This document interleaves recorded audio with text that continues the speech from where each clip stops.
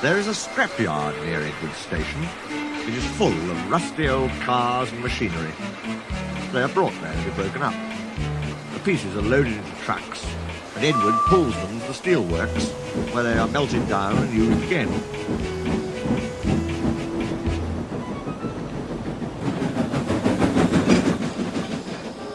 One day, Edward saw a traction engine in the yard. "Hello," he said. "You're not broken and rusty. Well, what are you doing there?" "I'm Trevor. They're going to break me up next week." "What a shame," said Edward. "My driver says I only need some paint, brasso and oil to be as good as new. But it's no good. My master doesn't want me. I suppose it's because I'm old-fashioned." Edward snorted indignantly. "People say I'm old-fashioned. I don't care. The Fat Controller says I'm a useful engine. My driver says I'm useful too. I sometimes feel ill, but I don't give up like these tractors. I struggle on and finish the job. I've never broken down in my life. What work did you do?" "My master would send us from farm to farm. We threshed the corn, hauled logs, sawed timber, and did lots of other work. We made friends at all the farms and saw them every year. The children loved to see us come. They followed us in crowds and watched us all day long. My driver would sometimes give them rides." Trevor shut his eyes, remembering. "I like children," he said simply. "Oh, yes, I like children." "Broken up, what a shame! Broken up, what a shame!" thanked Edward as he went back to work. "I must help Trevor, I must." He thought of the people he knew who liked engines. Edward had lots of friends, but strangely, none of them had room for a traction engine at home. "It's a shame! It's a shame!"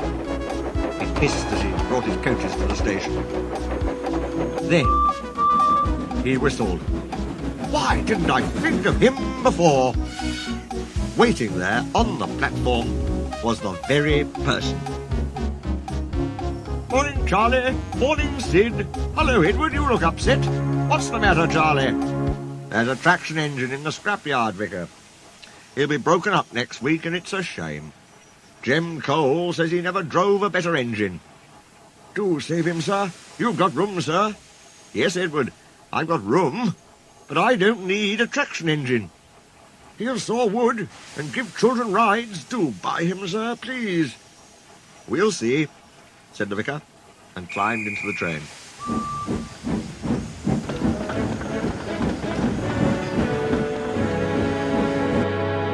Jem Cole came on Saturday afternoon. "The Reverend's coming to see you, Trevor. Maybe he'll buy you." "Do you think he will?" asked Trevor hopefully. "He will when I've lit your fire and cleaned you up," said Jem. When the vicar and his two boys arrived in the evening, Trevor was blowing off steam. He hadn't felt so happy for months. "What's this, Reverence?" called Jem.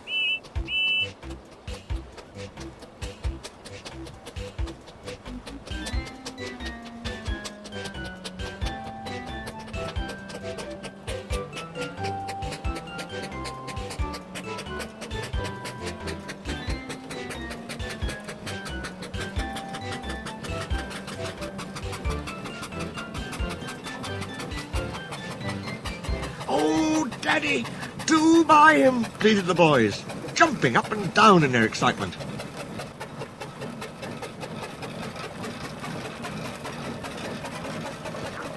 "Now I'll try," and the vicar climbed up beside Jem. "Show your paces, Trevor," he said, and drove him about the yard.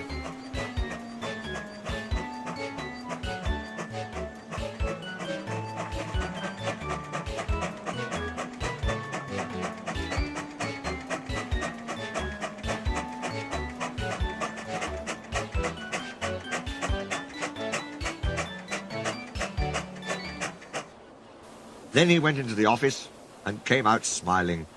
"I've got him cheap, Jim, cheap." "Do you hear that, Trevor?" cried Jim. "The Reverend saved you, and you'll live at the vicarage now." Whistled Trevor happily. "Will you drive him home for me, Jim, and take these scallywags with you? They won't want to come in the car when there's a traction engine to ride on."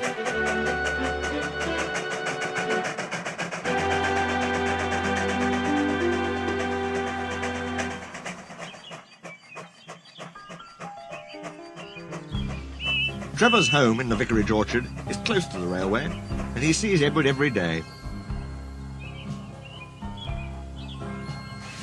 His paint is spotless, and his brass shines like gold. He saws firewood in winter, and Jim sometimes borrows him when a tractor fails.